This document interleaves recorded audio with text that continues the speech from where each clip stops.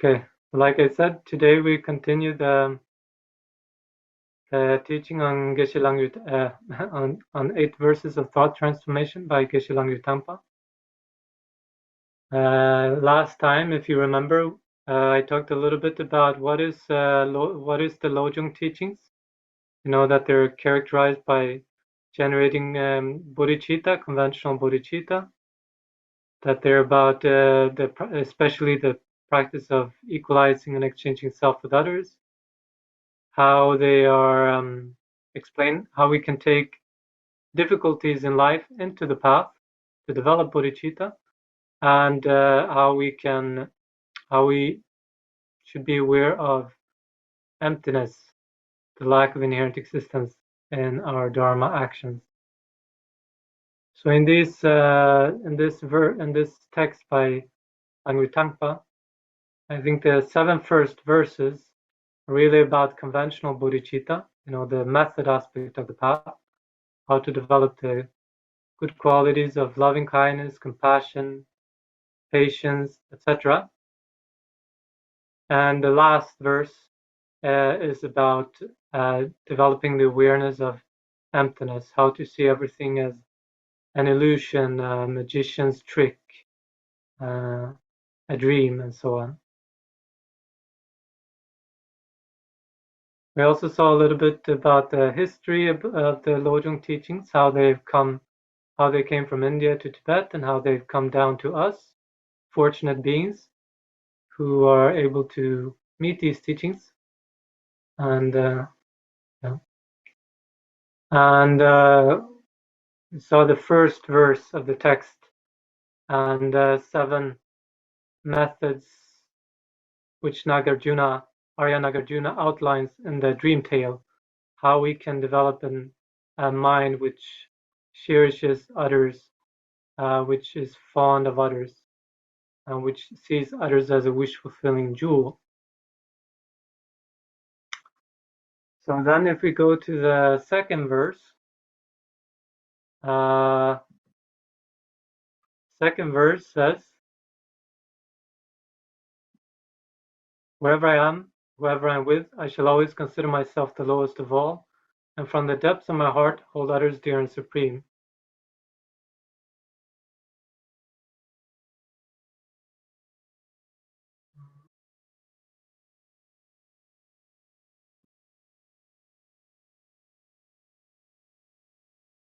Hello? Did I disappear? No? I was just zoomed at. Wait. No, you're here. We see you. Okay. Sorry. So I am reading a bit different version. I see. When in the company of others, I shall always consider myself the lowest of all, and from the depths of my heart hold others dear and supreme. Okay. So when in the company of others.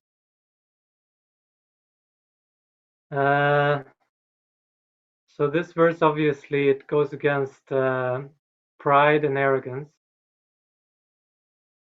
And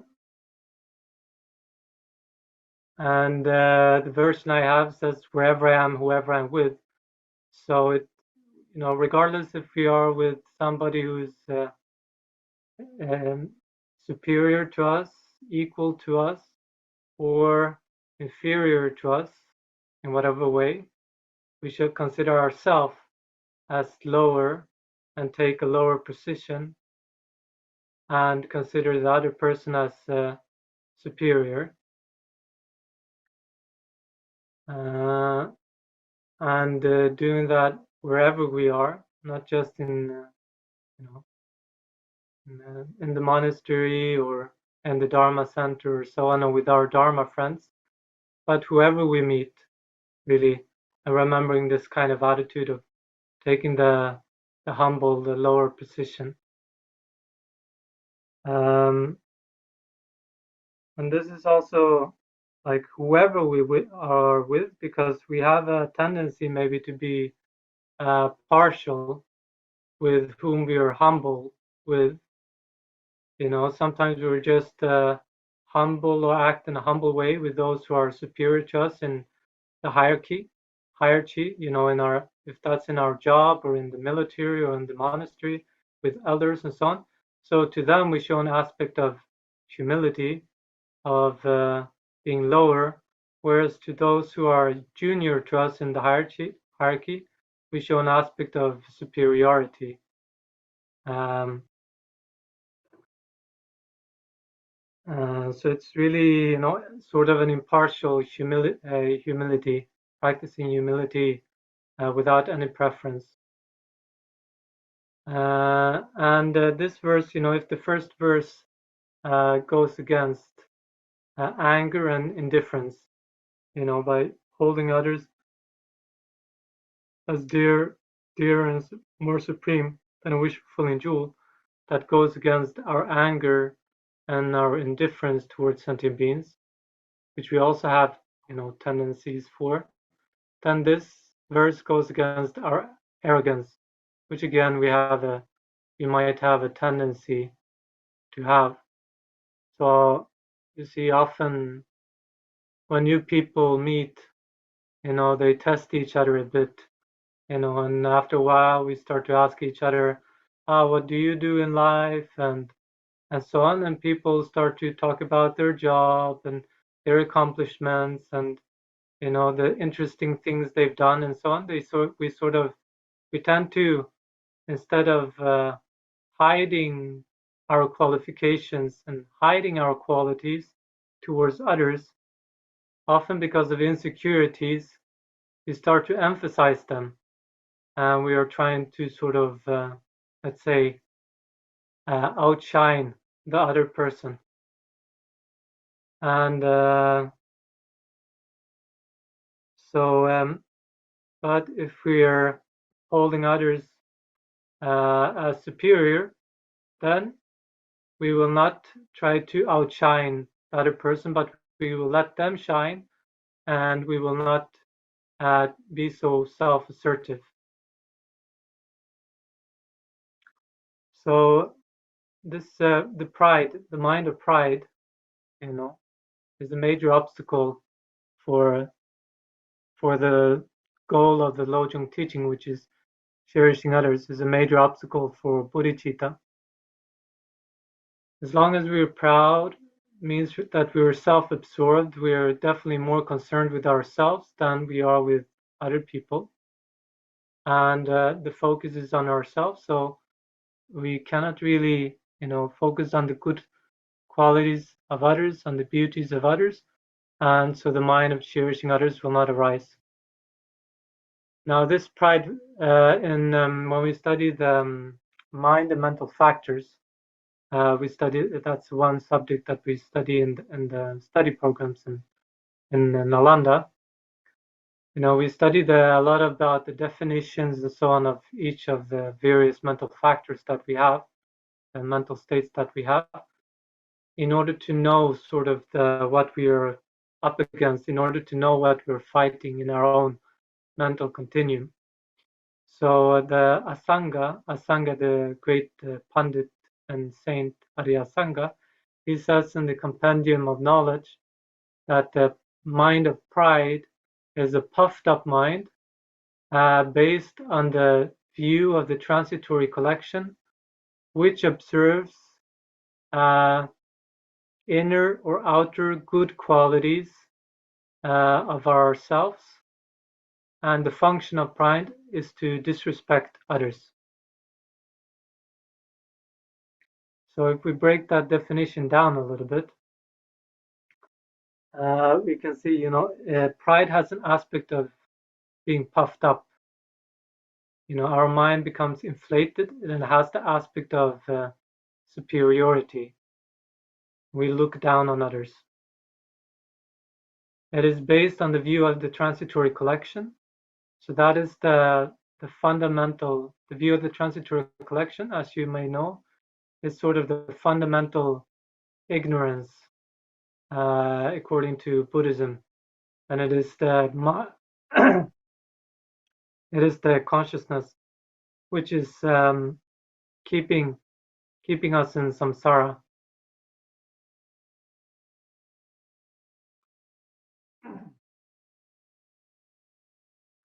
So there are different views of exactly what the view of the transitory collection observes. But let's say it has a sort of a sense of an exaggerated sense of self, exaggerating our own mode of existence and the mode of existence of others. Well, that's more the conception of self. We can speak about the conception of self, which is the fundamental ignorance. The conception of self can be the view of the transitory collection when it's directed towards us. That means we have an exaggerated sense of our own self, that we are perceiving ourself to have some sort of indestructible, unchanging essence, or there is a true reference, something we can really pinpoint to in ourselves to be our real self, you know. Whereas the conception of self in general, that can be towards others as well, that we have the same kind of feeling when we observe others, that yes, I observe a person, but there is a feeling when this sort of conception goes unchecked, unexamined, we have a feeling that there is a true referent also for that and that person, something we can really pinpoint to, the real person behind, the facade of the body, the mind, and so on. And the conception of self with regard to phenomena, phenomena being everything else than people, so including our body and mind, and including all the objects surrounding us, is that they too have a sort of essential reality, um, a referent, a true referent beyond our conceptualizing mind, beyond our imputing mind.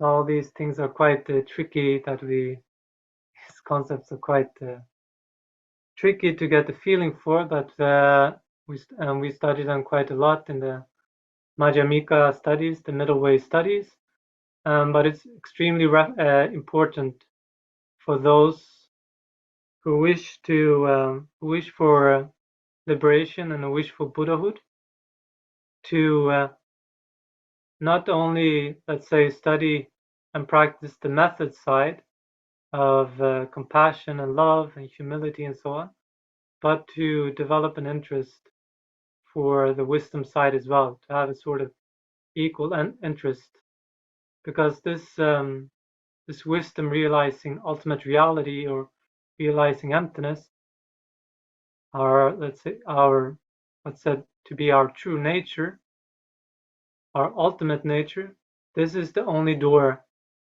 to liberation. This is the only door to freedom, to complete freedom from suffering. And as Arya Nagarjuna, as Aryadeva says in 400 stanzas, he says, apart from selflessness, there is no other door to liberation. So no faith in God, no faith in Buddha, morality, compassion, loving kindness, these things, although they might be useful, let's say useful for our temporal happiness, they are not a door to liberation and complete enlightenment. Only the wisdom realizing ultimate reality is. So this pride, this puffed up mind, is based on our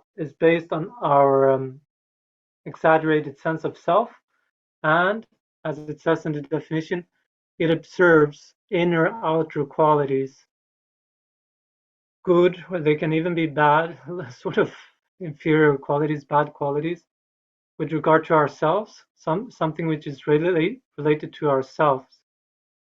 So, our physical appearance, our wealth, our social status, our family, our country, our football club, and even our spiritual practice, our ethics, our spiritual attainments, and so on.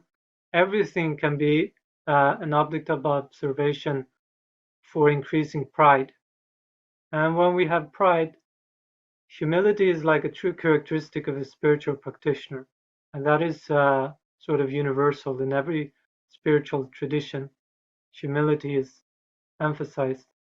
Whereas pride is a sort of quite a sure characteristic that the person has gone a bit astray for the time being, at least. Um,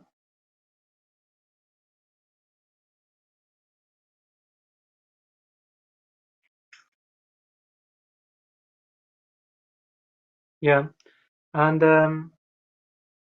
so all the time one needs to guard against this sort of this mind of pride, even as one progresses on the spiritual path, because there I think there are quite some examples, and one can see both in myself, and I can see little bit around me in the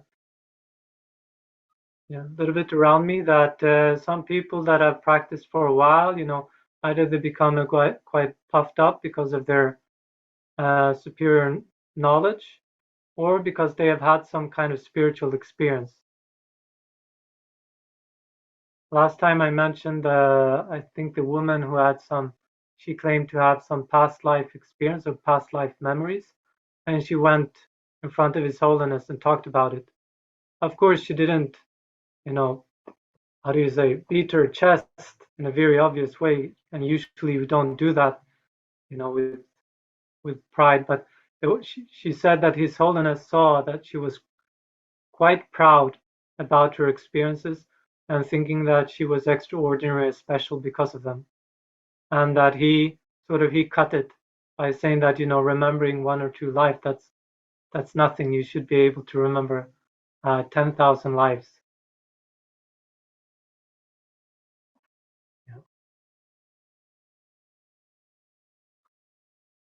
Uh, okay.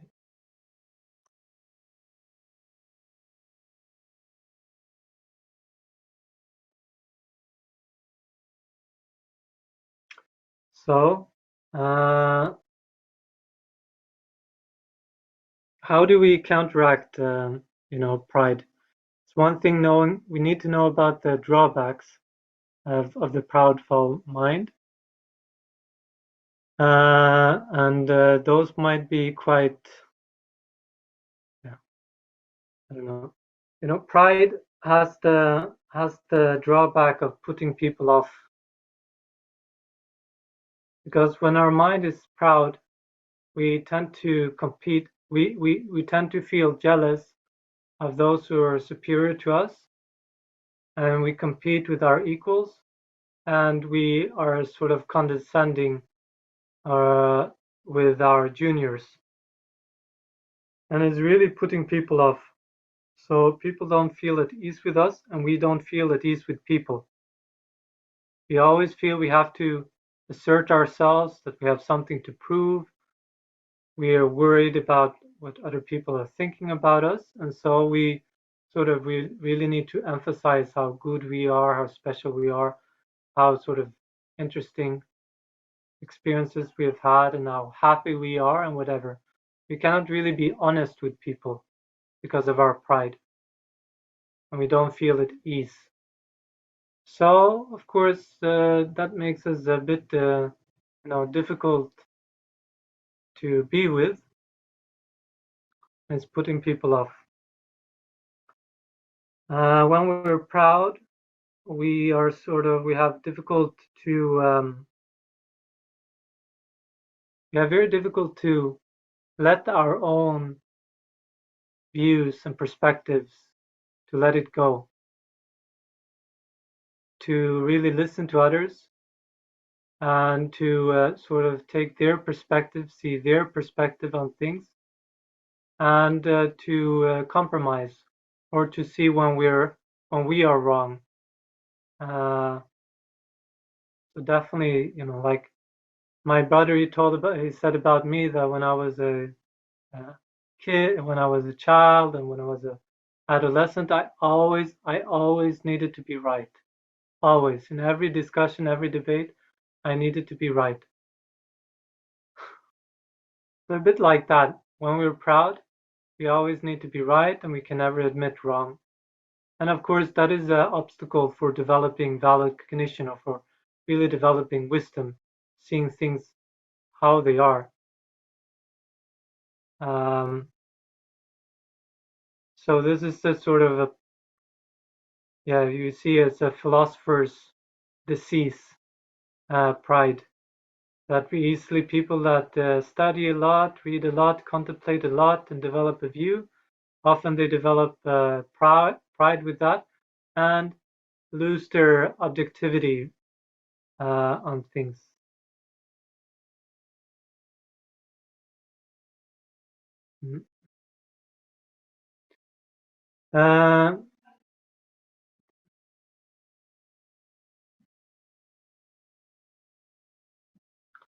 So pride also tend to make us lonely because, of course, when because of pride, we get easily we get like I said, we put people off, so people tend to avoid us, or they see our sort of our pride. They see our characteristics and they find them ridiculous, and they start to tease us or taunt us and so on, and which leads us to be very angry or feel hurt. So we avoid them or we lash out in anger, which again makes people avoid us even more. And because of our pride, we cannot apologize also. So when we have wronged others, it's so difficult, so difficult to say sorry. So difficult to see the other person's perspective, and that we might unknowingly, unintentionally even, have hurt the other person. And it's so difficult just to say the word sorry. And the word sorry could solve so many difficulties in our relationships on a personal level and on a global level. But it's also difficult to say sorry.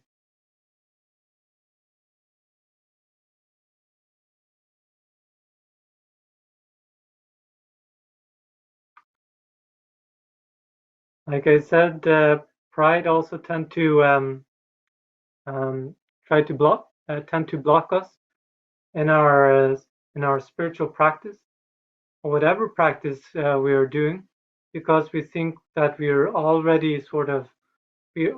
on the top or almost on the top. We're already the best, right? So we don't need to make so much more effort into developing. Whereas when we have a humble estimate of ourselves, not low self-esteem, but a humble estimate of ourselves, which means that we can see ourselves, let's say, in a wider context and in relation to in relation to our high ideals, and in relation to those practitioners that are higher than ourselves, then we continuously make some effort. And by making effort, by creating the causes, naturally we will develop, while by being pride, we will just stagnate and degenerate, which in the end will cause us uh, suffering when we see how others have developed and we have stagnated.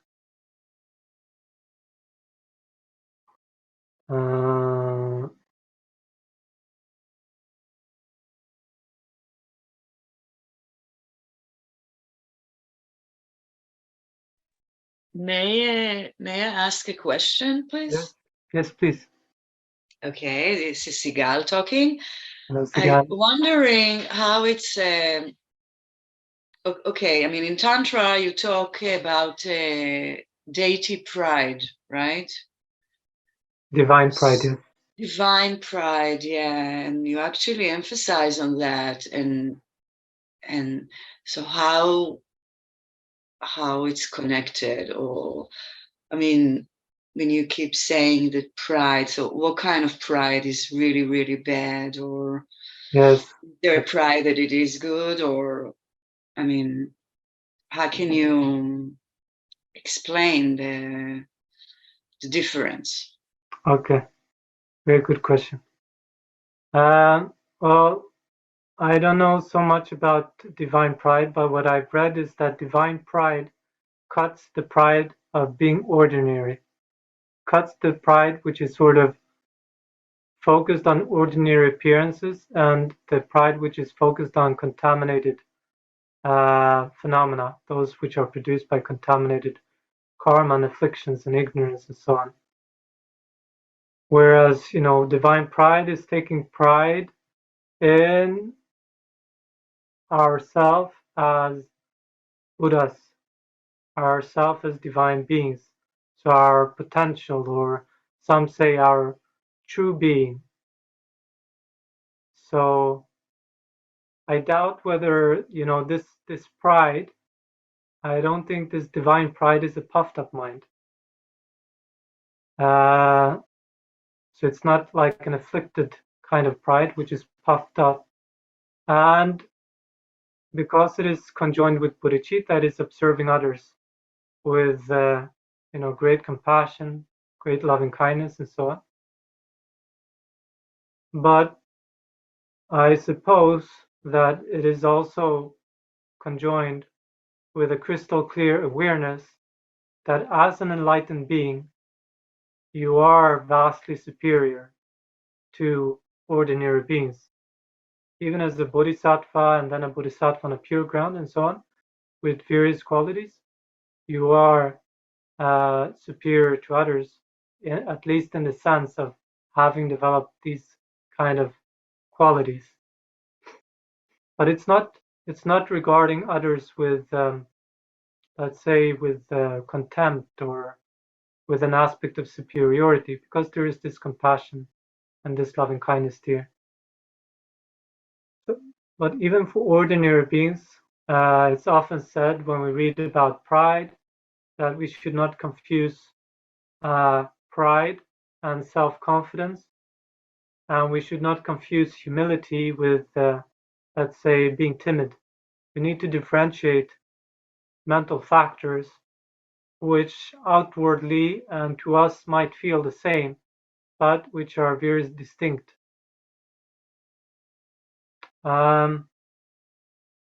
So self-confidence is said, His Holiness often says that self-confidence is essential in traversing the path.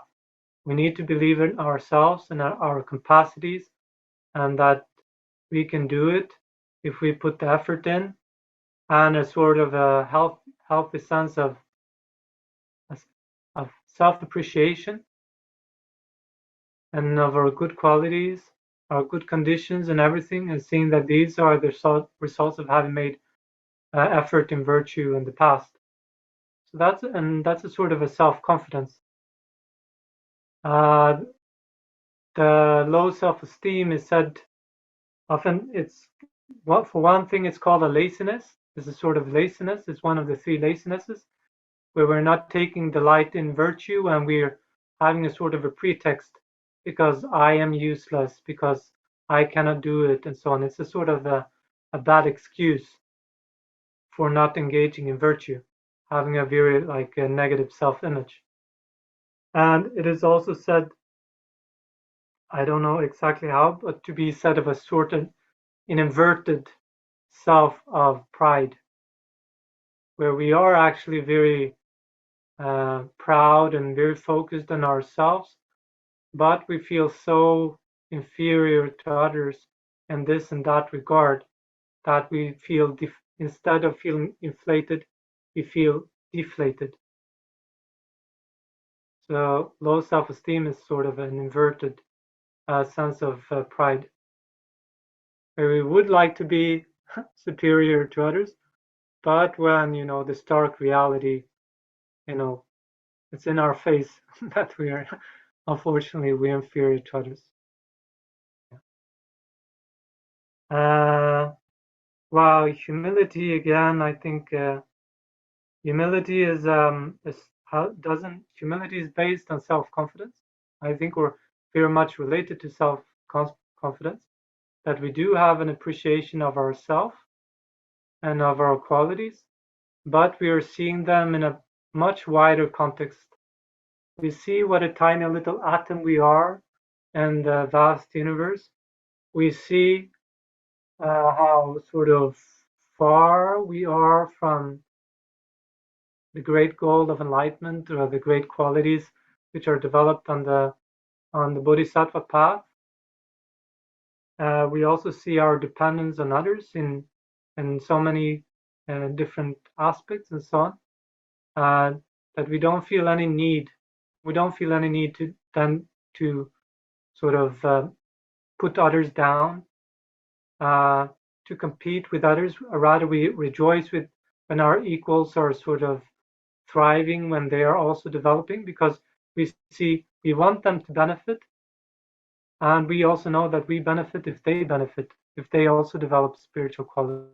And we are not envious of our superiors, because if there are superior beings in the world, I mean, thank goodness that there are superior beings in the world, because it means that, in dependence upon them, if they have the generosity to share their knowledge and experience and advice, and being an inspiration and source of, light in the dark, then we too can develop. So there's absolutely no envy there, but there's only an appreciation. So when I was in Copa in 2009 in the November course, I remember the monk. He was sitting on the throne and he was teaching, and he said something like, "Oh, thank goodness I'm not the best person in the world. Thank goodness, like I'm not the best person in the world." How depressing that would be, if there were nobody superior to me. How mediocre the world would be. So there is no need, sort of. So you can, yeah. So we have humility does not mean lack of self-confidence in any way. And divine pride is not the same as that, the puffed up, afflicted pride, which regards others as inferiors and shows them contempt and so on. So then, well, these were drawbacks with pride for the present life, and then in future lives, the karmic consequences of pride, of always emphasizing ourselves and putting ourselves in the highest position, is that in future lives we will have a rebirth in a lower position. That, yeah.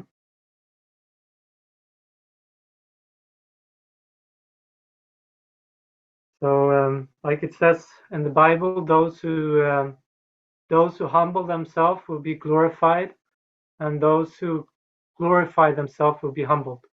This kind of thought, that by always trying to excel others, at some point we will be really humbled by our difficult experiences. And by reverse, like Milarepa said, by taking the lower seat, we will end up at the higher seat. So when we are in the company of others, and we have the opportunity to, that can be when we have the opportunity to switch the focus from ourselves to others, and to switch the focus from our own sort of achievements or good qualities to others, to praise others' good qualities in front of others and so on.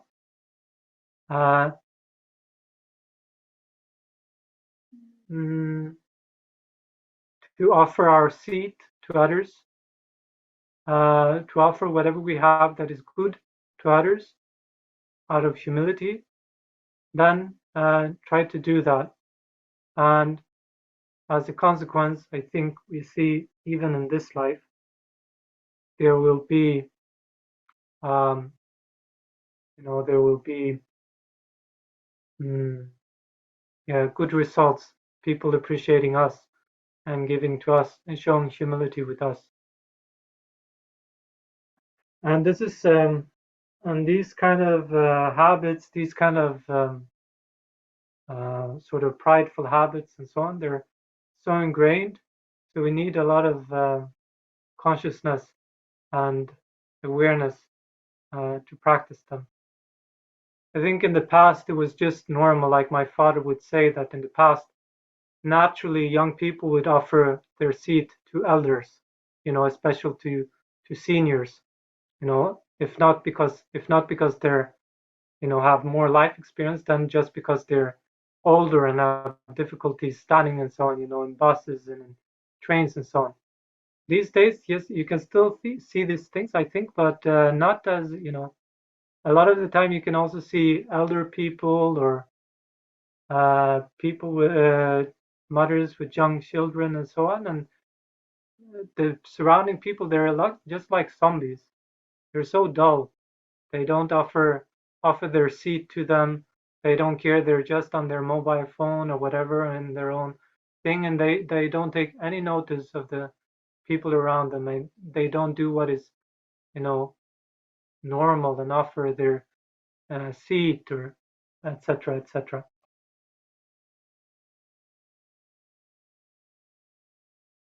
And we have yeah, people that we consider, let's say, yes, please. I don't know if you can hear me. Can you hear me well? I hear you. Yeah. Okay. Okay. I wanted to say that we always talk of rejoicing as Yeah. the most rewarding thing, right?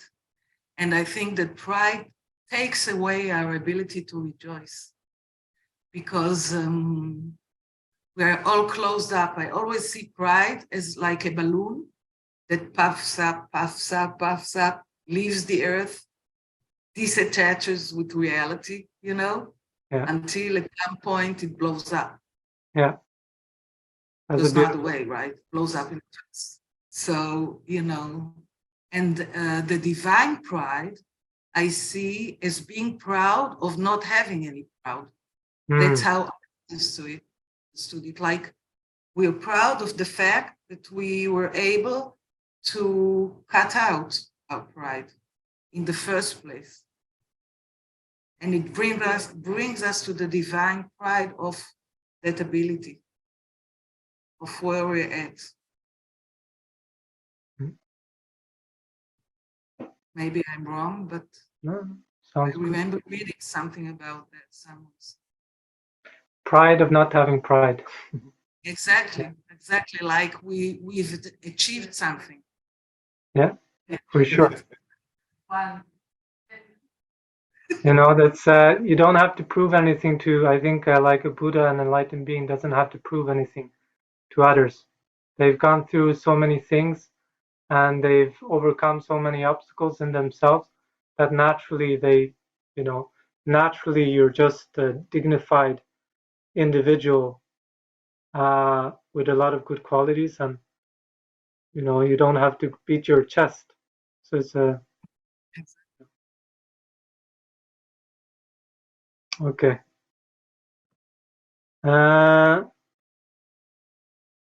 So then I think in the third and the fourth line, it says that this kind of humility that we are trying to develop with others should not be just lip service. This is from the depths of my heart, I should hold others dear and supreme. So we need to watch out for this. I think that our humility just becomes, an aspect, a facade, and also that we are not really holding others dear and supreme. Like again, you can be very humble and still sort of, as a point, sometimes beat your chest or tap your shoulders in the front of others, showing I did this good, I did this very good, and so on. So I've experienced this many times with a few monks, for example, very, yeah, they do this kind of things, but there's a point of it. It's about showing the importance of rejoicing as well and not putting yourself down. So of course you can do this and rejoice in your own good qualities and in your achievements, and you speak about your good experiences and good qualities and so on, but without this aspect of superiority. Sometimes it's good for others also to hear and to be inspired and so on, and to show the importance of rejoicing. And then that this humility or appreciation of others and holding them and dear as the supreme should not be just lip service, should not be false. Yeah, I think many times I've noticed. I noticed that because we know humility is it's a dharma quality, right? Everybody knows you should be humble. So then everybody goes around and they try to be so humble, and becomes a bit ridiculous when it's not the genuine. But of course we do our best to make it genuine.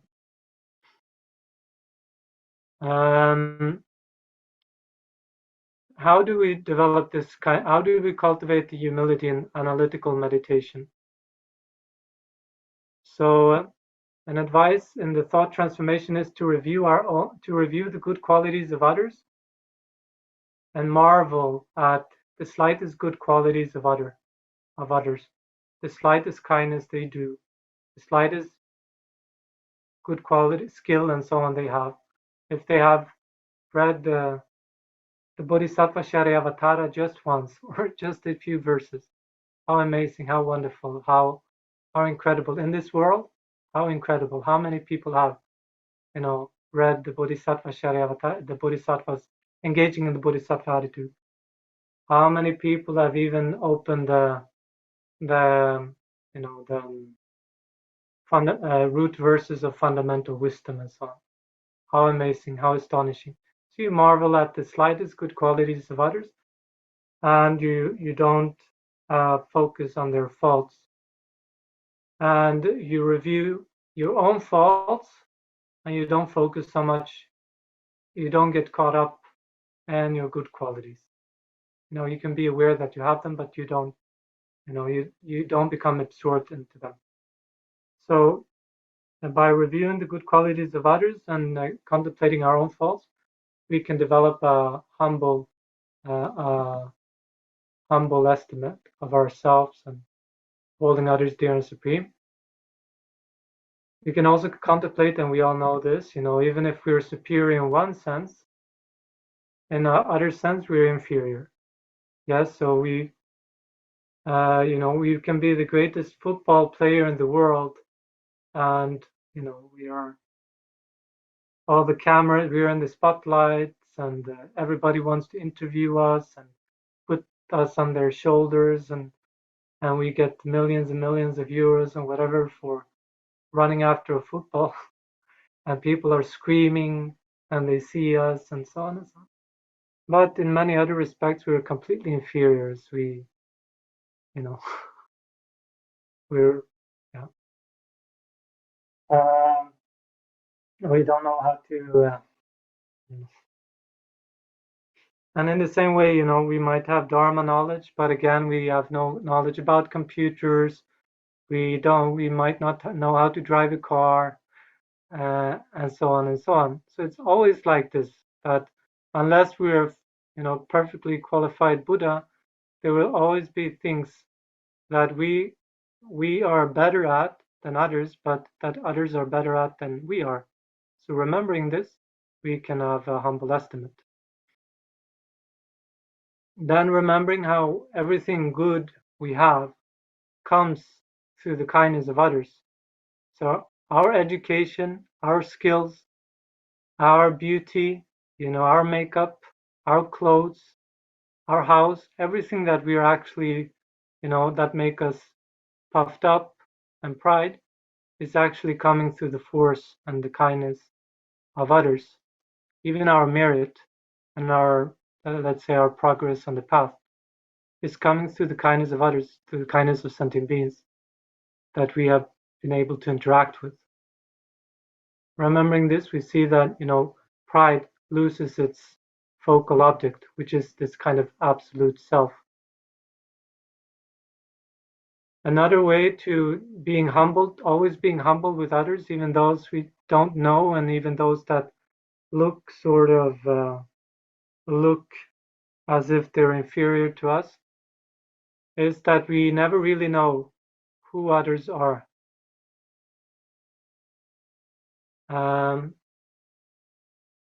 So we all know the story of Shantideva, I suppose.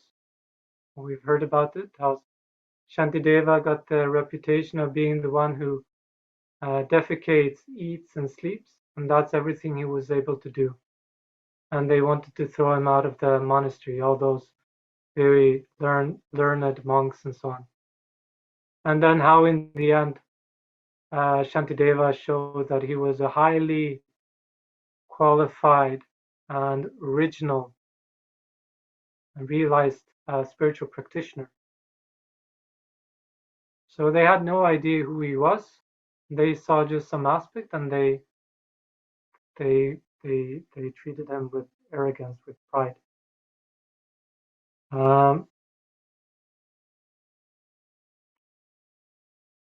When Milarepa was meditating in the cave,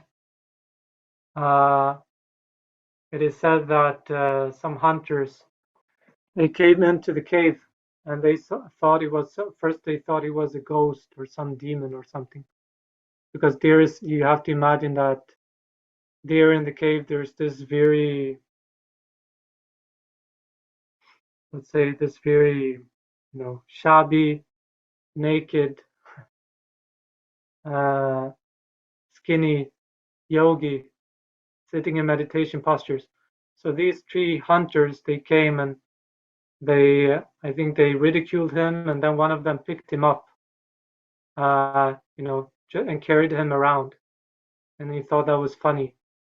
They had no idea who they were dealing with, and it was said that as a karmic retribution for having treated a great bodhisattva that way, as I think he was still on the path, as a karmic retribution for having treated this yogi like that.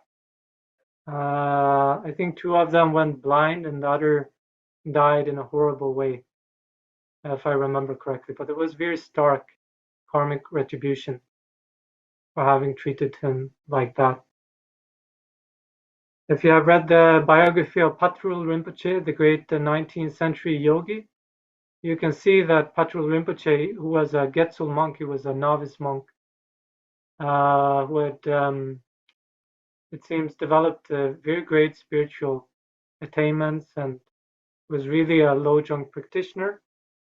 But he was taking the aspect as a lay person, so he wore lay clothes, and he was wandering around Tibet, giving teachings.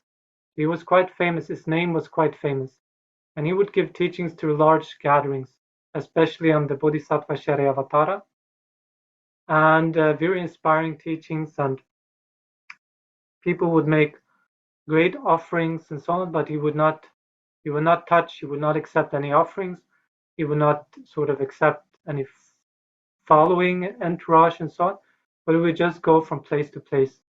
And when he came to different places, like when he came to a new when he came to what do you say, an encampment, a nomad tent or something like that, and he asked for lodging or for food and these kind of things, many times when you read the biography, it was treated with a lot of pride, with a lot of superiority. So if they did not scold him or, chase him away, if he would be allowed to stay there, but sort of in the dark corner of the tent, and he would eat the same kind of food that they gave to the dogs, or some kind of inferior food, and he would be put to do all the hard work and so on. And then they say that sometimes they would come by a lama, a high lama, with a great entourage and a horse, and sitting on a horse and with beautiful clothes, and you see that our dualistic mind, which puts things in very narrow categories. They think, oh, this is a very great lama because he has an entourage and he has beautiful clothes and he's riding on a horse. And this great lama would see this beggar sitting in a corner of the tent, eating the food of the dogs or doing some hard work, and would immediately throw himself to the ground and prostrate himself to Patrul Rinpoche because he recognized, this is the great Patrul Rinpoche. And the people and the nomads would feel so ashamed that they have treated this great practitioner, this yogi, in such a way.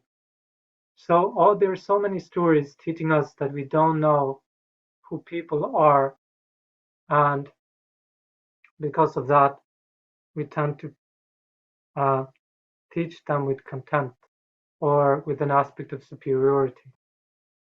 I was told by Geshe Namdak, for example, that in the great monastery of Sira, some of the monks that don't become geshes, they are not so much in the studies, so they're put into doing a lot of work, manual work. Sometimes they also show aspects of being very afflicted, like having anger and so on. He mentioned some example of a monk who had this kind of bad reputation for being an angry monk, and he was always doing manual work and so on. And when he died, nobody thought he was any special, he was just. But when he died, he was sitting in Tugdan meditation, clear light meditation, for several days, and they realized that this was a hidden practitioner. Even in Nalanda, this has happened. That somebody wanted to become a monk, and he didn't fit the profile of being a very studious person with great qualities and maybe looking like a monk and so on. So he was sort of discouraged. Shouldn't become a monk. He should just continue work, offer service and so on, clean, whatever. And then, like me personally, when I had the fortune to talk more with him, well, after a while, everybody started to see that this person had obviously very kind, caring qualities.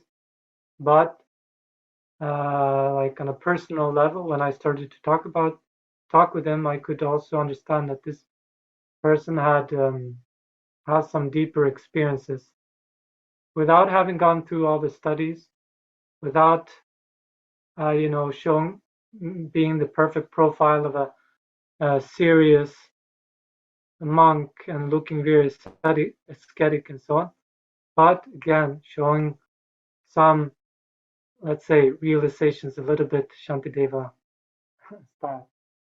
So you never really know who anybody is, which does not mean that we should be completely naive or that we should never trust our common sense and so on, that we should think that everybody are Buddhas or secret yogis and so on, and that we cannot discriminate, because that's another sort of a trap, or that when people start to say that they have this and that experience, that they had past life experience, or that they can sit in meditation for this and that long, or that they have visions and so on, that we immediately believe them, and then we treat them like, they know everything, or they should have the highest, they should, they should rule the working place or the family or the monastery and so on. They might have that good qualities, like they might have very good spiritual qualities, but that doesn't mean that they will be a good director of the monastery, or they will be a good director of your company, or that they will be a good husband or wife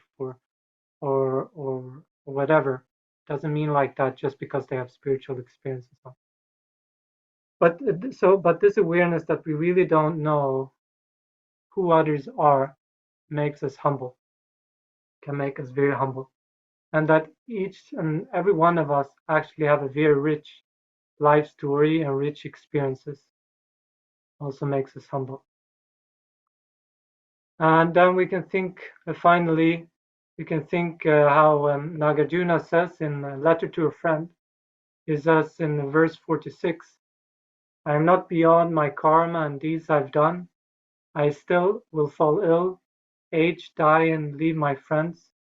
Think like this again and yet again, and with remedy avoid all arrogance. So remembering that we ourselves are still under the power of our afflictions, that we still age, die, fall sick, leave our friends, everything that's good, and so on. We see, we don't have a lot of basis to be proud with all these kind of afflicted phenomena, with these suffering phenomena. That's also a way to actually counteract jealousy. Like, remember Khandrila Rinpoche, she said in one teaching, that when we feel jealousy for others, really we should contemplate that these things that we are jealous about really not that special. They're contaminated phenomena. Now that really presupposes that we have developed a sense of renunciation, that we have developed a conviction with heartfelt conviction with many aspects of the path, and that we see that the great things of this life really not that special. So they're really not that, it's not really something to be jealous about.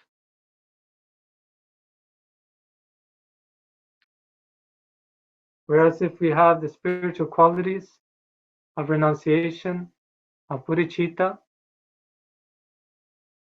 and so on, that's something really to be, let's say, to be satisfied with, to feel, to tap our shoulders.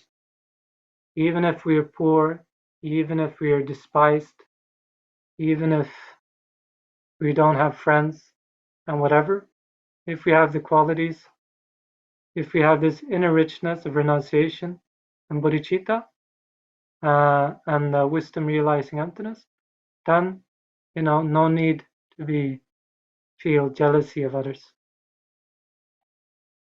Yeah, time out. Okay. Yeah, you feel us. You feel that we need a break. Of course. So see you in at 12 o'clock. No, 12 o'clock right over there. So 11 o'clock here. That's in 20 minutes here. So 20 minutes is 12 and 10 minutes. Yeah. Okay. I think maybe my computer is showing. Sorry, my computer is showing 10:40. So we take 15 minutes break then. Okay. 15. Okay. See you. See you.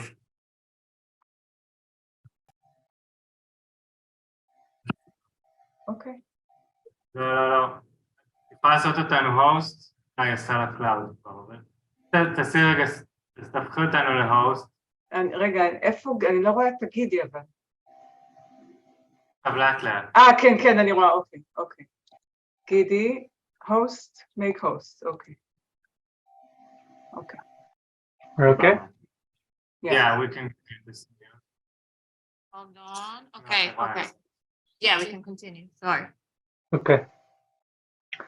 Do you have any more questions or comments so far? Do you have some input?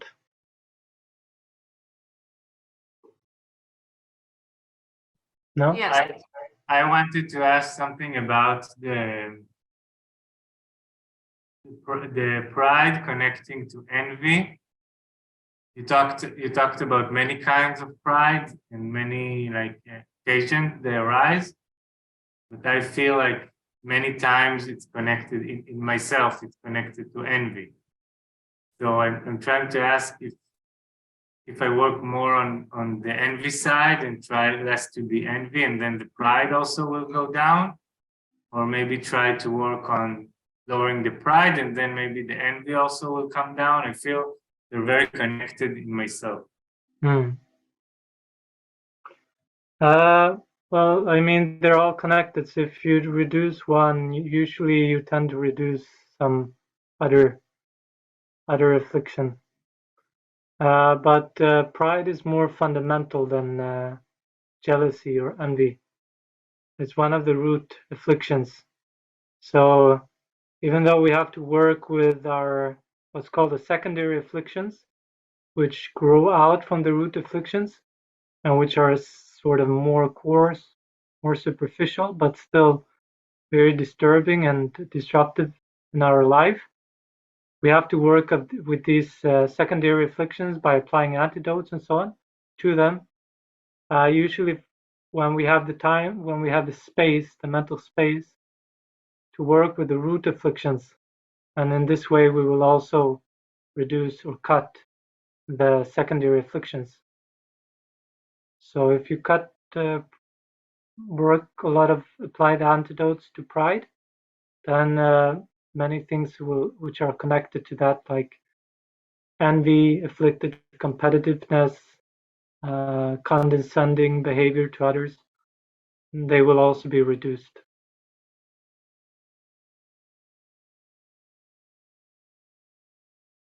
Okay.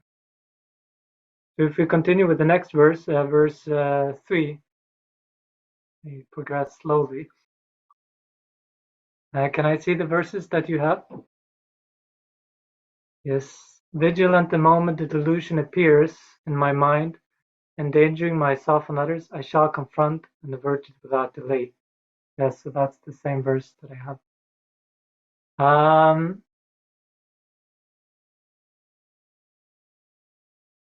So I have, I remember I had a monk friend many years ago in the monastery, and he said that Tibetan Buddhism is like, it's a shotgun approach. And he, shotgun, the weapon, shotgun, and he took a weapon and, he didn't take a weapon, but he mimicked the weapon, taking it, loading it, and blew. Like it's very aggressive with the afflictions and very immediate. And he was very much attracted to Zen Buddhism, actually, and he became a Zen Buddhist monk instead. He went over to the tradition because he felt in the Zen Buddhism it was more sort of was not so aggressive, and it was more becoming just aware of what you feel or what you think, and in this way,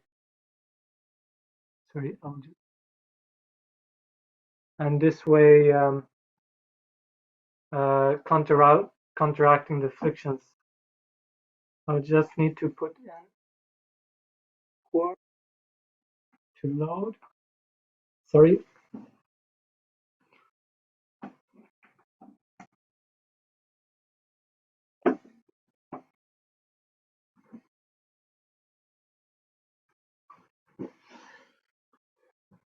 And indeed, when we become aware of our afflictive thoughts and emotions and we just observe them, generally it has the tendency of weakening them. So our awareness is a bit like sunlight. When we become aware of what we feel about our thoughts and the afflictive emotions, we become aware of them, and instead of feeding them with more and more thoughts and more attention, we notice that we are feeding our afflictions. We just observe them with, let's say, a neutral mind, without judgment and so on, but just observing them and knowing that they are troublesome, knowing that they bring suffering. They will melt away like ice cream and sunshine, So there is this kind of effect also we can see. Now in Tibetan Buddhism, they take it a bit, the approach is a little bit different, because not only are you here encouraged to become aware of your afflictions, being vigilant, but you are also counteracting them forcefully, like with antidotes, learning the antidotes to the afflictions and counteracting them with their opposite mental states. So sort of fighting them, right? So for this reason, he said that Tibetan Buddhism is like the shotgun approach. You really can be quite aggressive with your afflictive emotion.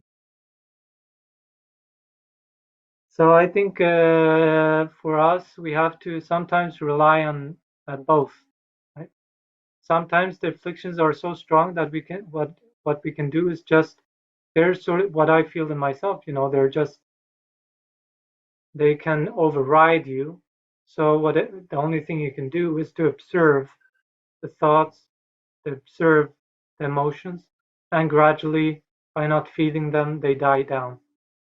But when we have time and space, we actively try to cultivate the antidotes to them. So really trying to weaken in ourselves the predisposition, the disposition for the afflictions to arise. A more active approach. So this is the same with regard to ignorance, actually. With ignorance, the self-grasping ignorance. If I'm not mistaken, like a lot of the Zen Buddhist approach, and even a bit in Tibetan Buddhism sometimes, it's just like you just observe your mind. You just let your mind be, and naturally it settles itself. And at some point you will just discover the nature of your mind, and self-grasping will disappear by itself. Now, if I'm not completely mistaken, in the Gelug tradition of Tibetan Buddhism, it's more about, no, we have to actively cultivate the wisdom of selflessness. It is not enough just to have a sort of a mind which is not engaging the self, which is not grasping at the self, which is not feeding thoughts which revolve around the self. No, if we don't engage actively selflessness, actively contemplate the lack of a truly existent self, inherently existent self, then the self-grasping mind will actually not be harmed. It's just we're taking a little bit of vacation from the self-grasping mind, but we're not really harming it unless we actively cultivate the antidote to it. And it's the same with other afflictions. Our attachment, our aversion, our pride, and so on, they have very comfortable place in our heart, in our heart mind, unless we actively cultivate the antidotes to them. And that we are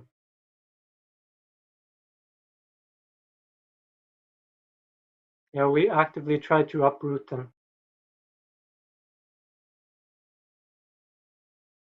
So for this reason, we need to develop a lot of awareness of ourselves, a lot of mindfulness and introspection,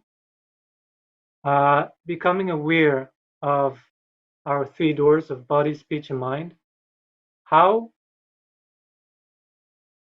we appear to others. A lot of the time we don't know how we appear to others. I don't know how I appear to others, and it's not like to become aware in the sense that what will others like me or dislike me and so on, but just become aware more about how we sit, what kind of facial expressions we have, the tone of our voice, the words we use, and so on. So we're trying to please others. We're trying to cherish others, right? So for this reason, we need to become more aware also about our physical dimension and how we appear to others. Yesterday, I was talking with my niece, with my beautiful little niece, and she has no let's say no motivation whatsoever to think about how she appears to me. So she doesn't feel any shame to appear like a zombie, totally uninterested, totally bored, totally, I don't care about you. Who are you? A bit like this. So, but as sort of a Dharma practitioner, we try, and with the wish to cherish others, we try to be more aware of these physical aspects as well, and our verbal aspects. And then, most importantly, of course, as it always is, to become aware of our mind, and the activity of our mind, which is the source of all our activities and which determines the quality of our actions, whether they are virtues or non-virtues. So for this, we require a lot of vigilance, introspection, and a mindfulness with regard to virtue.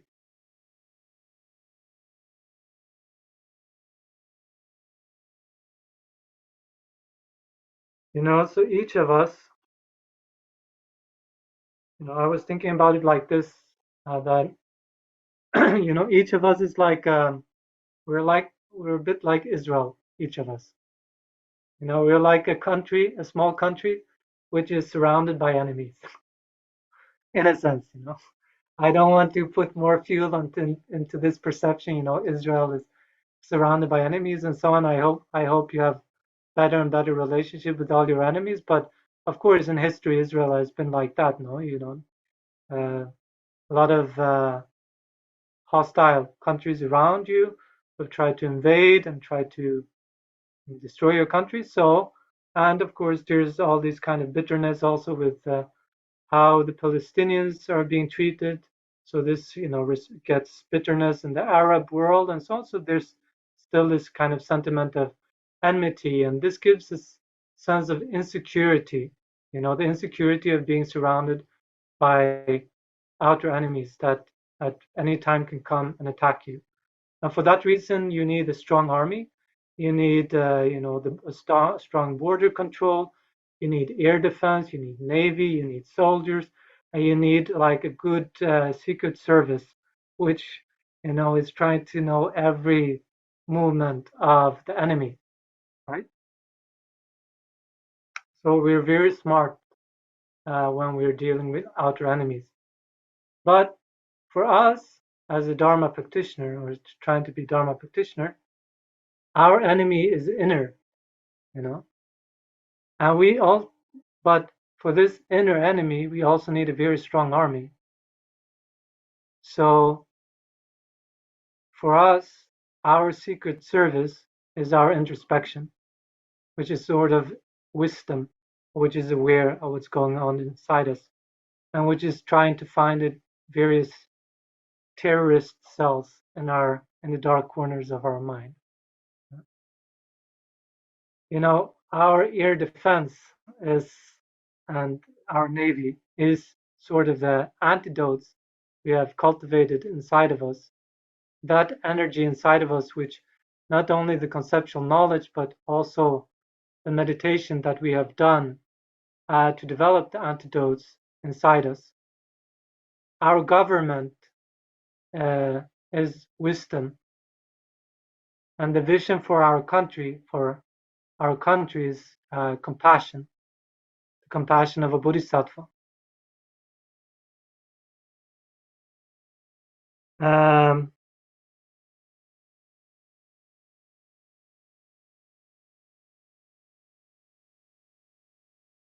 And as Lojong practitioners, we don't have outer enemies. We only have friends.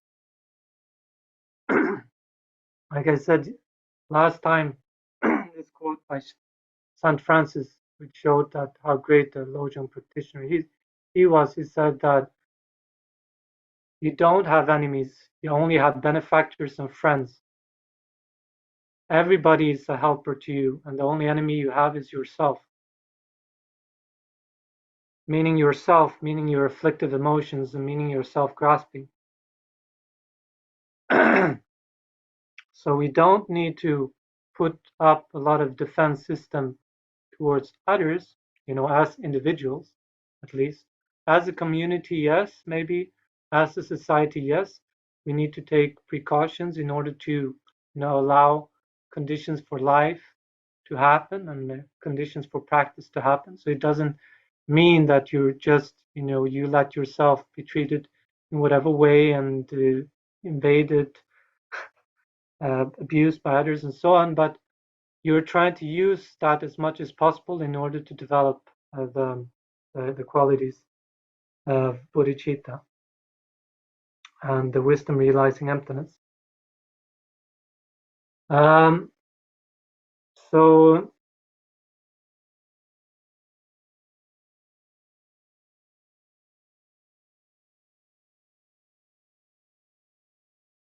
right now, speaking for myself, I'm like an occupied country. And maybe you are as well, occupied countries. We are occupied by the afflictive emotions and their tendencies. And according to Shantideva and all the great Buddhist masters, these afflictive emotions are much more serious, much more dangerous than the outer enemies. So in the Bodhisattva Shariavatara, Shantideva has many verses which is talking about that and which is then quoted in the Lamrim Shenmo. You can see them, and Tsongkhapa quotes them when he's speaking about the fault, to develop an awareness of the faults of our afflictive emotions. Because a lot of the time, if we're not met Dharma, we have a great tendency as human beings to see our afflictions as friends, as alliances, as protectors, as those things which are giving us the things that we need. A lot like some people are viewing very bad politicians as protectors and friends and so on, because they have a lot of skillful rhetoric and a very horrible policies, which in the short run might give them some benefit, but in the long run is just disastrous to them, and so on. And in the same way, we can be like those, let's say, badly informed electors who vote for our afflictions instead of voting for the good policy, the wise policy makers in ourselves. So Shantideva says that these afflictions have harmed us since beginningless time, and there is no outer enemy that can have harmed us for such a long time as the afflictions can. So life after life, we have been, under the dominance of our occupiers, the afflictive emotions. And they have harmed us again and again through various experiences. Again and again, causing us to take a contaminated body, which, as Nagarjuna says, is a pot. It's a pot or a vessel for many ills. So again and again, we have to fall sick. Again and again, we have to lose loved ones. Again and again, we have to struggle to find a means of survival. And again, we have to experience many emotional upheavals. Again and again, we have to go through the confusion and of looking for sort of the explanations for the suffering in life. And so no outer enemy can cause us suffering for so long time as the afflictions. He also says that the affliction is that even if all the humans and gods in the world would sort of join forces and try to destroy us, they could never cause us to fall into a low realm. They could never cause us to fall into the hell realms, Shantideva says. But the afflictive emotions, by following the afflictive emotions and doing what they advise us to do, we are creating the causes for low rebirth and the suffering in low realms.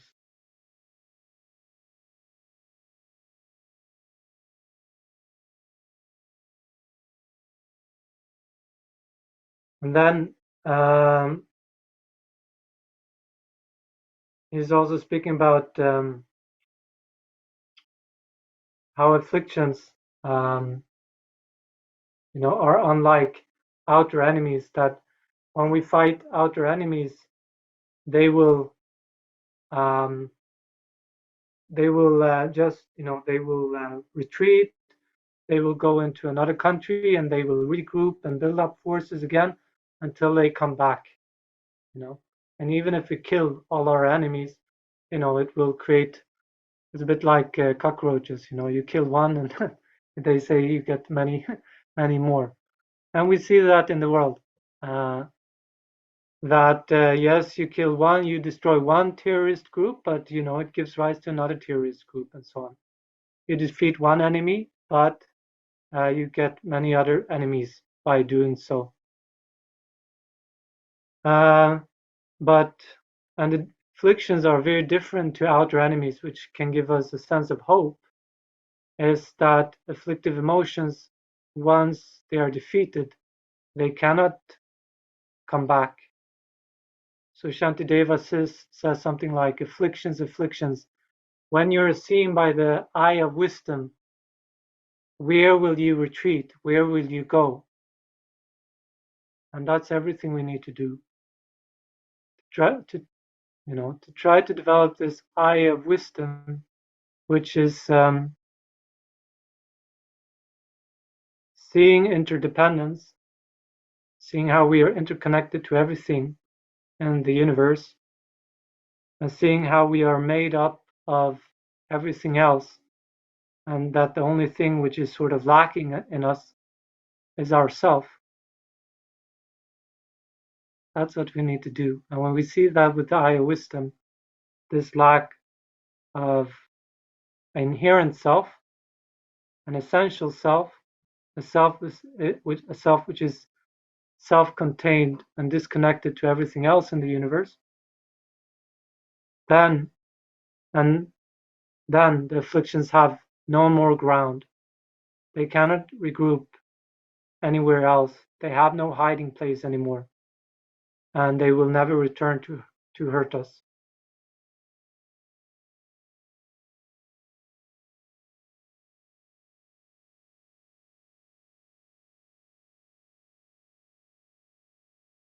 So turning our attention from outer enemies and outer problems and always complaining about others and putting the blame, as it says in the mind training text, put the blame on one point. That is, put the blame on your self-grasping ignorance and your self-cherishing mind instead of blaming others for your problems. Then, if you start to see that is the source of your suffering instead of the outer things, then there is, hope for both temporal and ultimate happiness. Because outer enemies we can never fully, we cannot control, we cannot defeat, and so on. We will never make the entire world love us, and so on. But if we just defeat our own afflictions, then we will find the lasting happiness that we seek.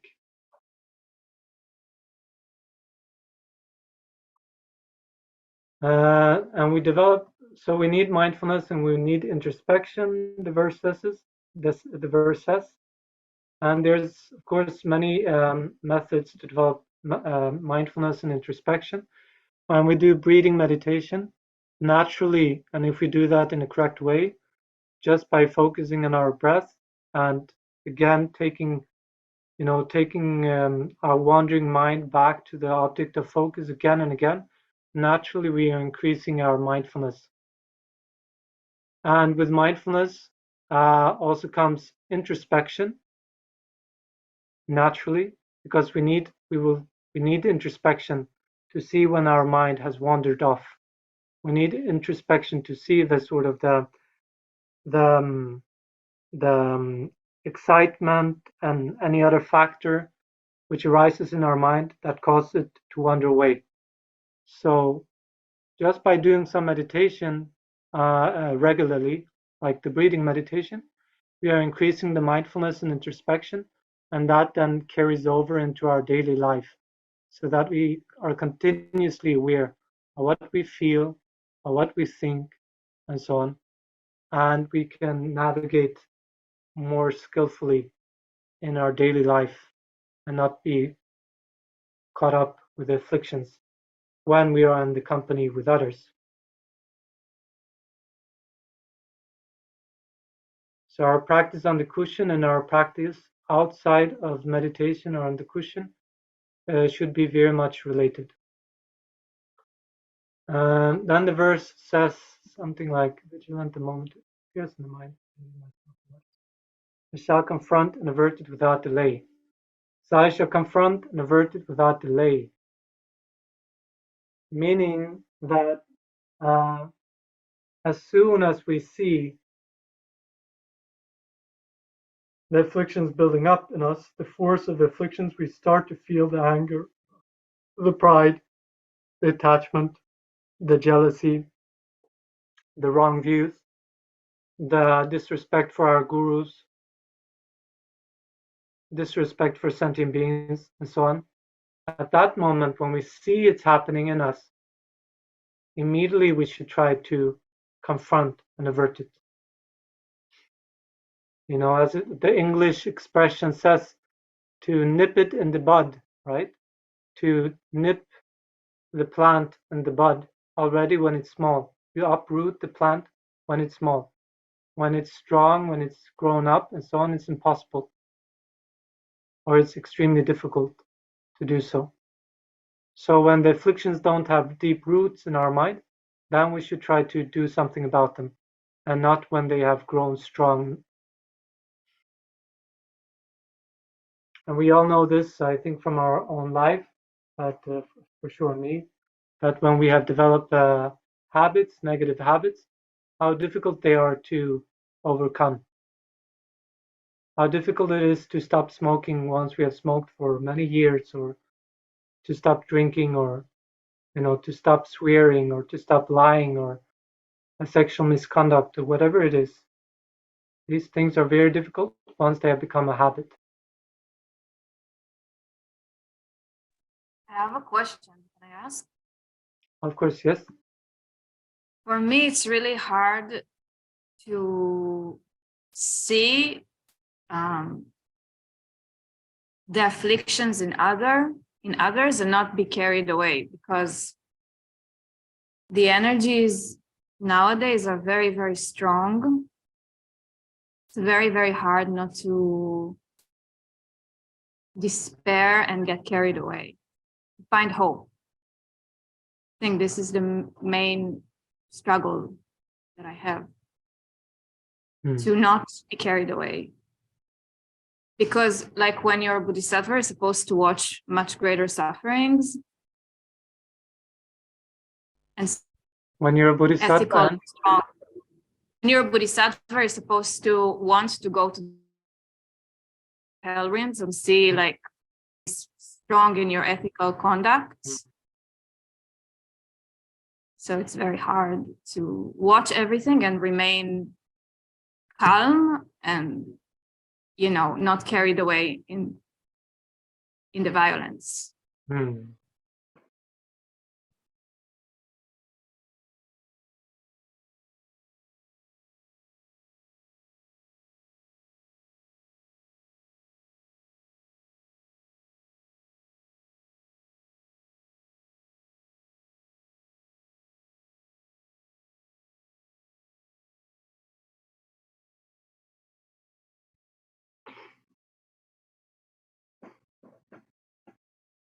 So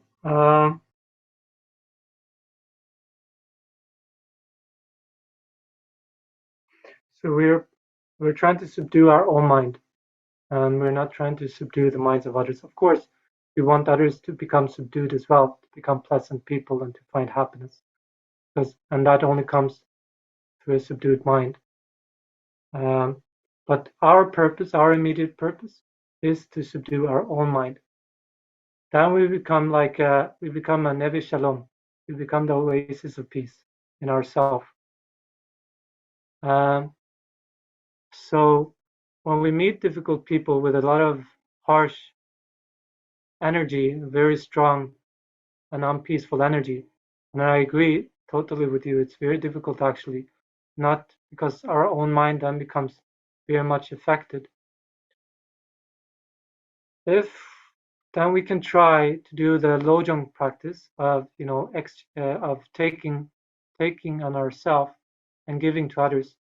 So we take that energy onto ourselves, that unsubdued energy towards ourselves, and thinking that this kind of, how do you say, this turbulence we're feeling ourselves is like something we have taken on from the other person, and that we're giving whatever little piece we have, we give to them. So I think that's one way to deal with with our own turbulence, thinking we are taking it on from others and giving our piece to them. I think that makes our mind a bit more calm, a bit more discursive, a bit less discursive. So we don't, we are not carried away by their energy. We become more centered. Then, so that's sort of maybe let's say a trick or a method we can use when we are in the company of others and the company of others who have very strong negative energy, not to be carried away, to try to practice the tonglen, giving and taking and giving. Now, then we need our own daily practice of meditation, of centering ourselves through concentration meditation, through breathing meditation, or whatever helps us to center ourselves. So, because when we are centering ourselves, that basically means, as I understand it, is that we are not carried away by our own thoughts and our own emotions in when we're sitting on the cushion, and that's hard enough, not to be carried away by your desires, by your thoughts, by your anger and whatever. But with training, by bringing our mind back to our focal object again and again, we are centering ourselves, and we learn how not to be carried away by ourselves. This then carries over into daily life. So not only are we not carried away by ourselves, but we also learn how not to be carried away by others. Very challenging.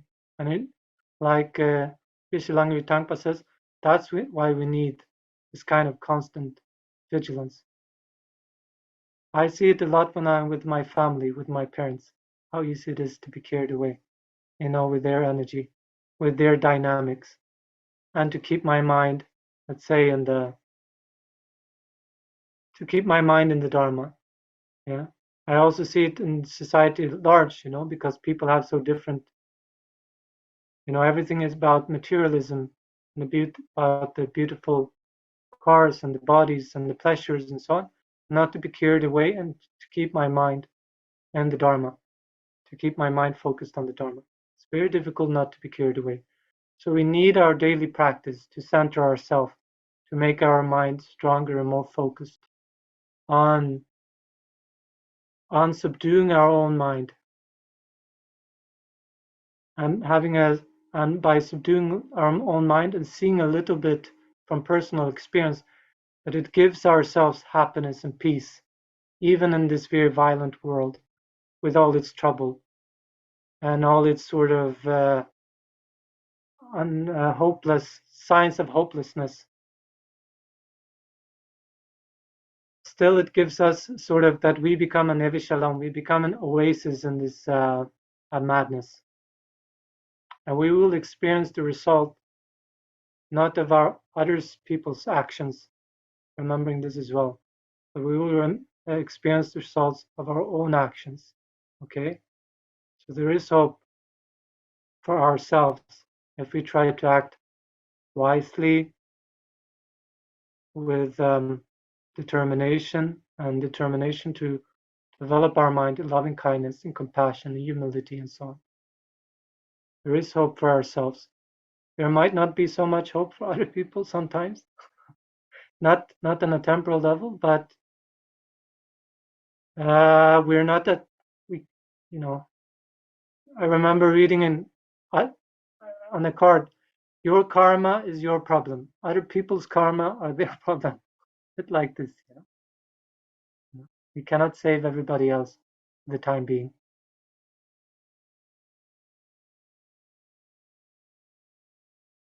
Okay. So if we continue with the next verse, Also remembering, just as you all know, but when we are dealing with our afflictions, that a lot of the time we need to know when to take distance ourselves. We cannot necessarily be around the objects which are triggering our afflictions. You know, that we have the three conditions which trigger afflictions: the having the seeds of afflictions in our mind stream, having the meeting the objects, and having the unskillful or improper mental attention.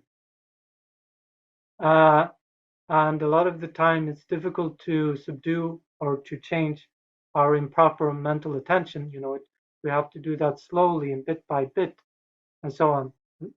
And so when that is strong, we need to know also when to take distance and to seek physical and mental seclusion, isolation from the things which are triggering us, until we build up a bit more strength in ourselves so that we can deal with, you know, the objects without becoming afflicted and overwhelmed and carried away and so on. Okay. So the next verse says that, what does it say? It says, whenever I meet someone wicked in nature, overwhelmed by violent negative actions and suffering, I shall hold such a rare one dear, as if I found a precious treasure. Of course, this is something which is extremely hard to do. Easy to say and extremely hard to do.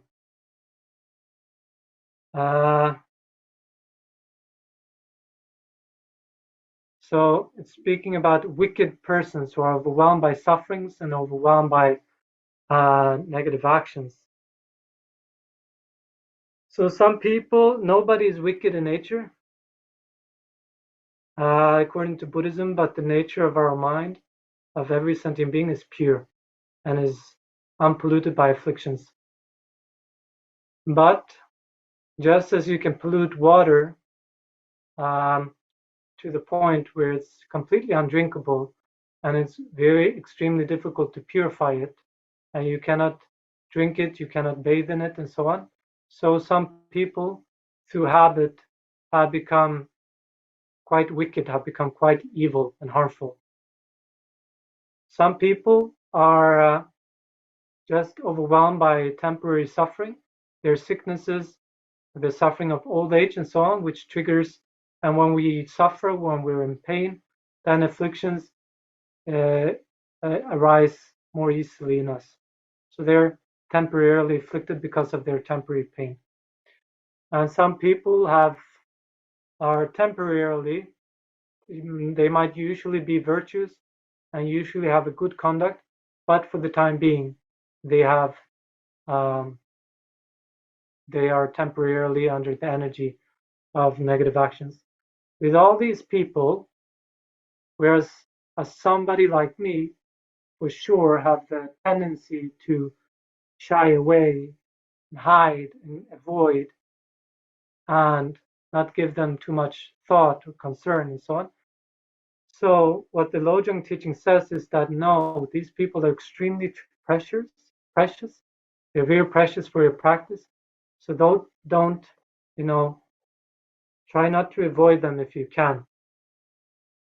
Like when I was taking the train, you know, I was taking the train throughout Europe now.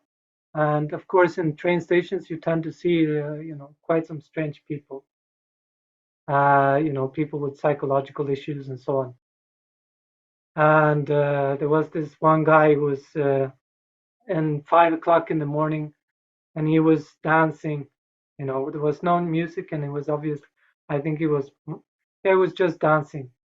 And so, at the entrance, so you know, I quite carefully went around him and I didn't stop and dance with him. If I was overwhelmed by love and kindness and wisdom, maybe I would stop and danced with him, something like this. I remember many years ago, way before I was a Buddhist, and I was sitting in the library studying, and you have homeless people, and they're selling these newspapers for the homeless people for their benefit. And because he didn't have this number which sort of certifies you that you're allowed to sell these newspapers, and they haven't stolen them, or they're doing it in the proper way, and the food, because he didn't have that, I felt, oh, I won't look at this guy, I won't look at him even, I won't. So when he came to me, I'd made the determination not to look at him. He came to me and he wanted, ask if I wanted to buy the newspaper, and I didn't look up at him, and he was so upset that I didn't look at him, I didn't acknowledge that he's a human being. And he said, at least you can look at me, he told me. And I became quite startled, and yes, I felt a bit ashamed I treated him like that. So,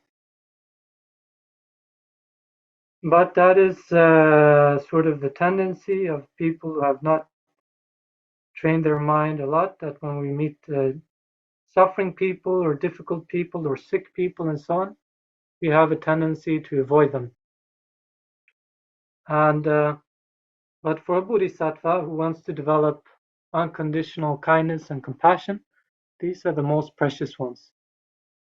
Because it's easy to be kind with friends. It's easy to be kind with those who love you and those who you love, and to have patience with their faults, and to listen to their problems, and to offer them some help and whatever, because you find them attractive.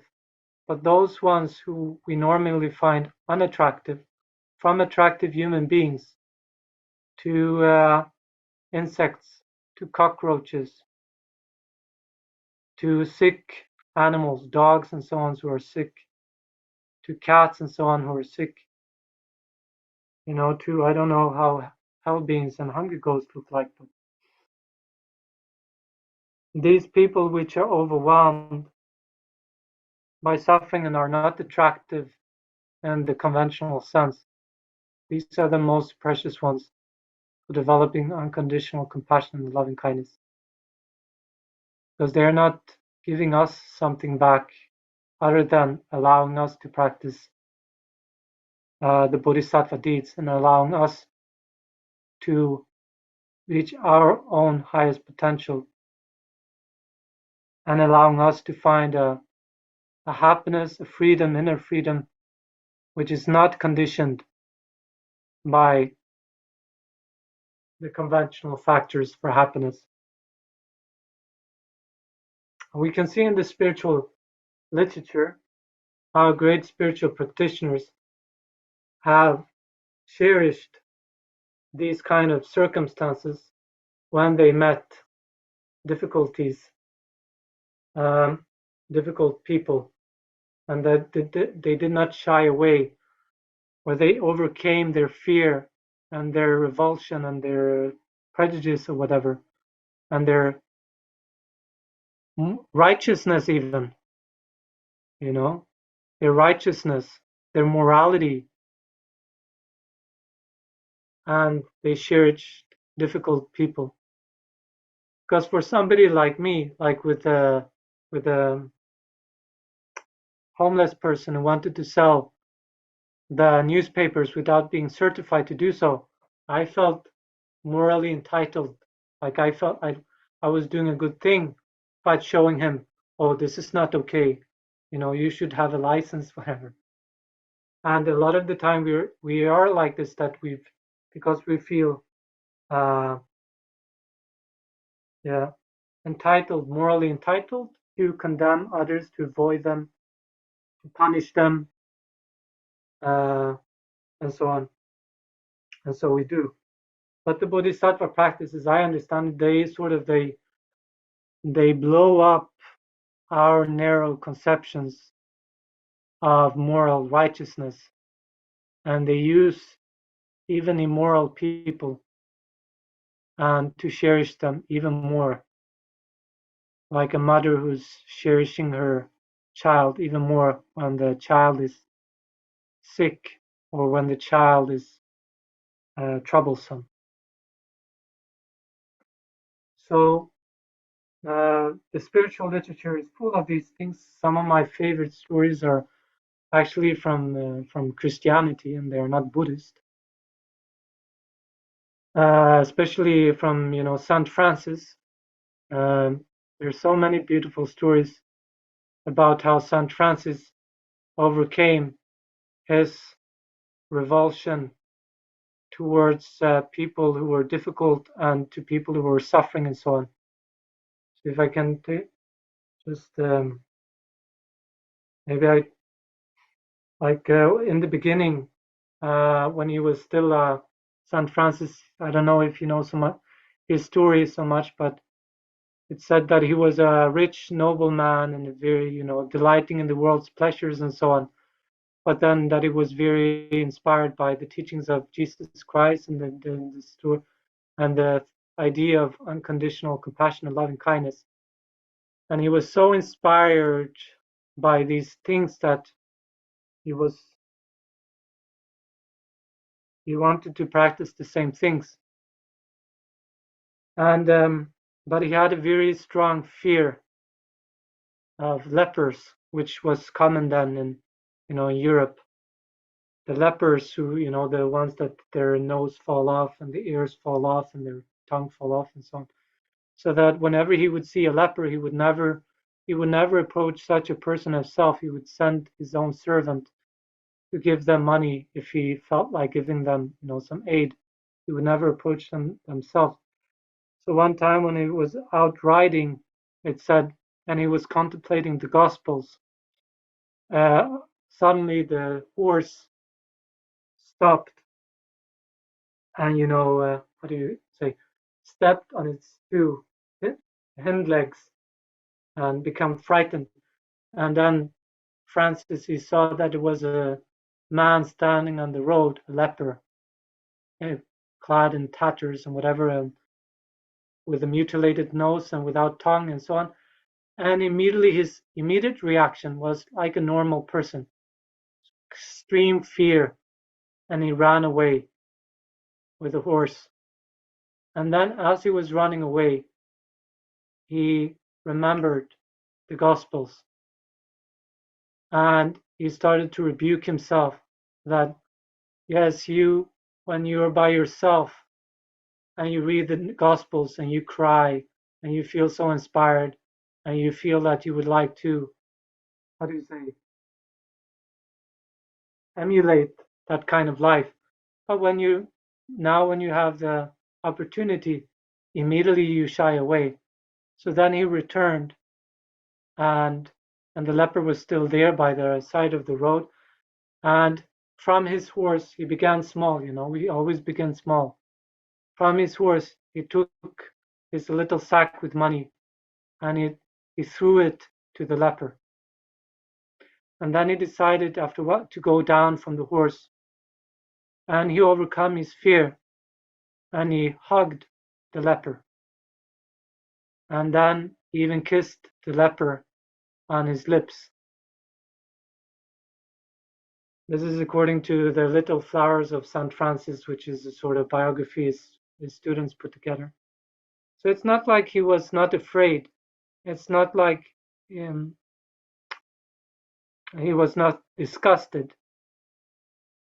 But he wanted to overcome his inner constraints. And that was the first sort of explosion for his ego. And it said that after that he felt so inspired. There was something which unblocked in him after having been able to act with such unconditional compassion. It also says that later in life, he was he had many disciples, and he had some. There he established hermitages and in the mountains. And one time he went to a hermitage, and there was a young and very good Franciscan monk there, very noble and so on, and beautiful. And he knocked on the door, and the monk, he let him in, and then the monk said something like, "Oh, Father, I'm so happy to see you. Did you see the robbers on your way? Were you let's say, were you attacked by them? And he said, no, I didn't see any robbers. What robbers are you talking about?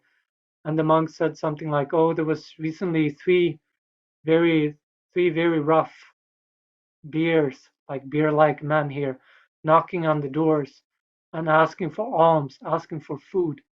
But I told them that they were all sinners and that they were robbing people and even taking their life. And I chased them away from the door. And St. Francis, he said, you did what? Is that your Christian charity? Is that what you call practicing the Gospels? Now I order you to go and find these three robbers, and you bring this wine and you bring this bread, and you go down on your knees and you beg for forgiveness to them. And you tell them that whenever they feel like they can come by the hermitage, and we will offer them food and shelter. And so they did. The three robbers, they came.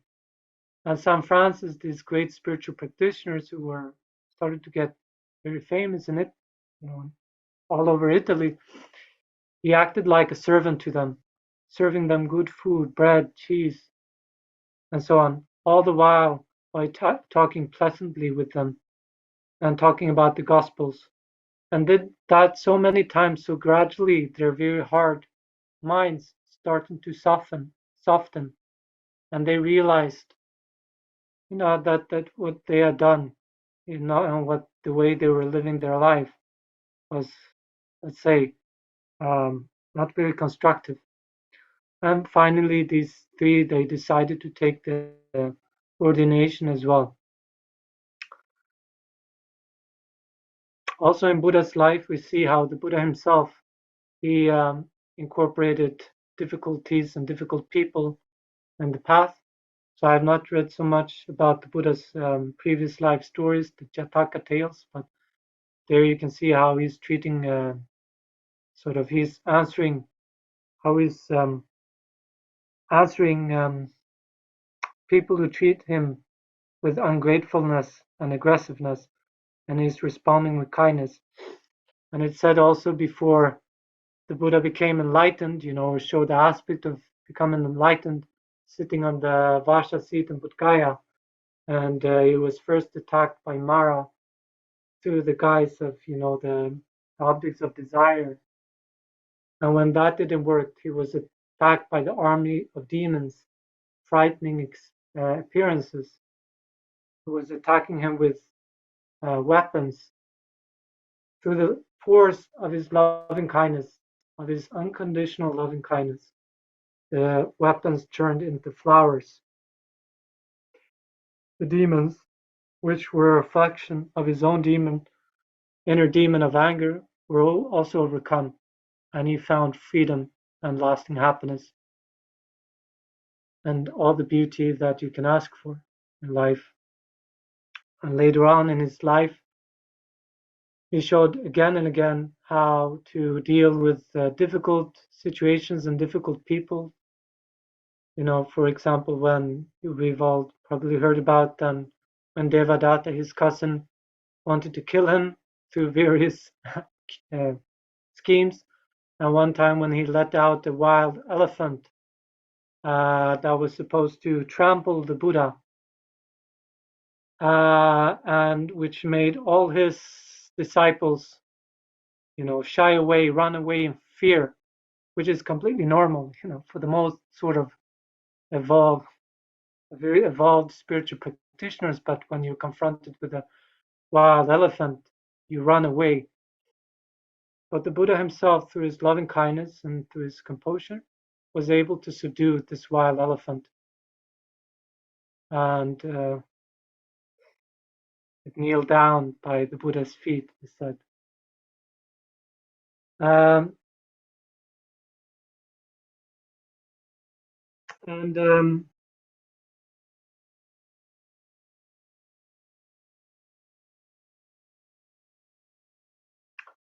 Yeah, we see this in life. Yes. We need to finish soon in a couple of minutes. We need to finish. Yes. Okay. So to summarize, when we meet difficult peoples in our daily life, Hopefully it's not wild elephants or murderers and so on. But instead of avoiding them, instead of criticizing them or reacting with anger and so on, as to the best of our ability to incorporate them in our development and to try to respond with them with kindness and with patience. And that will be a benefit to them, and it will definitely be a benefit to ourselves, because it's making ourselves grow in spiritual qualities. So that's the short summary of the verse. So we can finish there.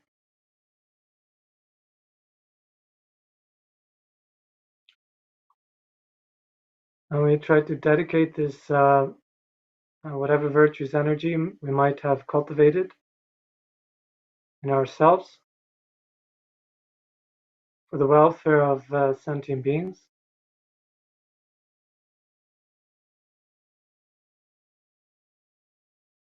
for their temporal welfare, so that they get the temporal conditions they need to lead a happy life, food, shelter, clothing, enjoyments, and so on. But even more, so that they get the Dharma instruments, the Dharma wisdom, to cultivate good qualities in themselves, to see the Dharma wisdom that sees that everything is very much connected, and to arrive at that wisdom which sees that there is no absolute difference between myself and others. And in this way, we will not give rise to afflictive emotions and attitudes. So we dedicate this energy that others may find these methods as well to subdue their mind, find inner happiness, and that we ourselves will also have the good conditions, inner and outer, to continue to develop our spiritual qualities. That we will never be separated from qualified spiritual masters, and from the Dharma, scripture, and that we will develop the Dharma realizations.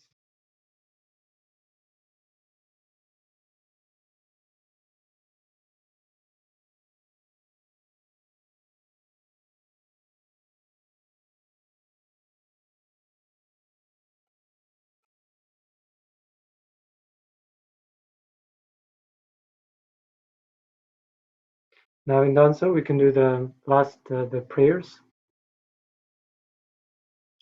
If you have the prayers available.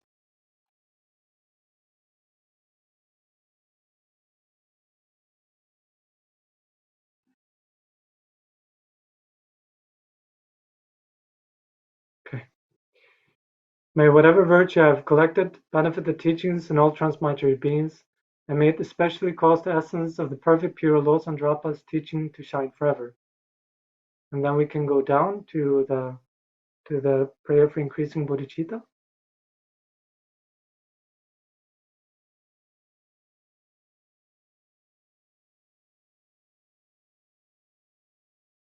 May the precious supreme bodhicitta not yet born arise. May that arisen not decline but increase more and more. And then the wisdom for realizing emptiness as well. May the precious view of emptiness not yet born arise. May that arisen not decline but increase more and more. And then for the long life of His Holiness.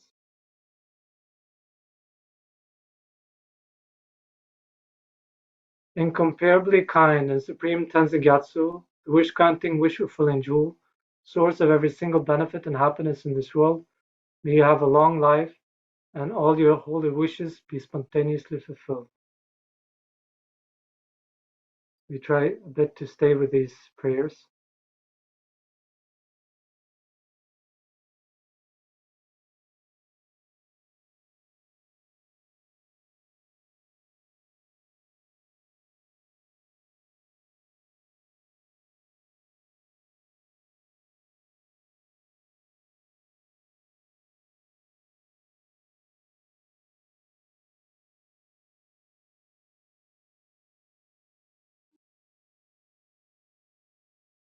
And then we can also generate in ourselves, requesting Lama Zopa Rinpoche to manifest again in this world, to continuously perform enlightened activities for the sake of obscured sentient beings, to continuously spread the Dharma of scriptural realizations,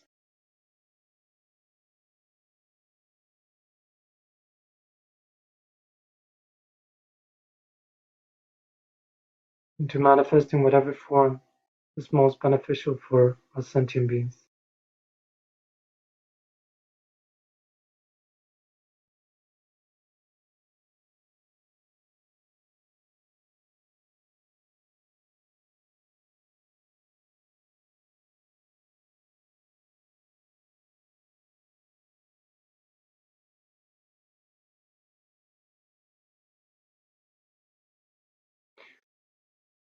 Okay, so we end here, and thank you so much for tuning in, for listening so attentively, for inviting me to give a Dharma talk. It was my great joy to do so, and I hope you have a very good time, 2 weeks forward, and that if there was something that struck you as good or wise or helpful in these talks, then to use that in your daily life, and to contemplate the Lojong teachings in your daily life, and to see if it works or not for you, to make yourself, let's say, happier and make others happier as well. And those things which were not helpful, those things which don't fit into your personal situation, just you forget about them. Okay. Thank you so much. Thank you.